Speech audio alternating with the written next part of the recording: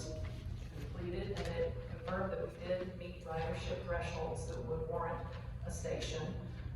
It also gave us a price tag that we would, consider and going forward. What we have now is, with the further support of the stop to be served by Amtrak. The studies that were done previously was a 2016 feasibility study and a 2021 rail traffic control modeling study, which was done by Norfolk Southern.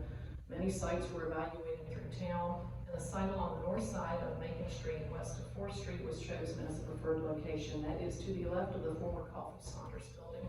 Where we are now, we have the concept design approach, and as I mentioned, the 2021 plan did it one way, and what the Department of Rail and Public Transportation has been doing with their consultant WSP has been to refine that approach so that we can make it more streamlined, more appropriate to just what we need here in Bedford now, ahead of the growth of a rail stop. So what that had, the previous one was a large parking area, a full caretaker building with separate drop-off areas for passengers and transit vehicles.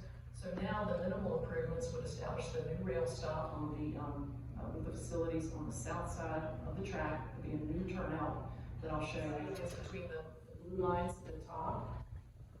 And within that, you've got a 1,000-foot platform that's high level boarding, which is you can roll on, roll off, no step up, step down, roll in. Retaining walls to show where we need the minimize the effects against the buildings and other parcels. And then improvements along Macon Street, you can see that's a very small segment on the eastern side from 4th Street, the bridge behind Westgate Shopping Center, just to do the minimum of what would need to be done without full-on improvements to bring it up to a further standard. And zooming into that, this is what I was mentioning, it would be an area that would be reserved for a future caretaker station location, but one wouldn't be needed at this time. It points out more of the sidewalks and stairs that would be across the grade change, and the entrance for passenger vehicles and the bus entrance, and again, 30 spaces would be the minimum that this would have at this time. And so for the numbers, so the original estimate is grown a little based on more accurate costing from the railroad. I believe 80% of these costs are actually track improvements that need to be made. So the rail stop itself would be $13.3 million. The railroad with track and signals is $5.7 million.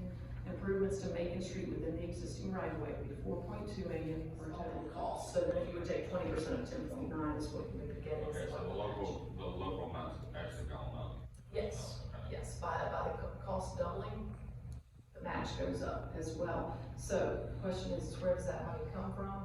And what I'm hoping is we can find out what other state funding sources are available to help offset that, to help with the conversation of who else would be committing that match. Partnership. It's definitely a partnership among all parties that would benefit from this asset.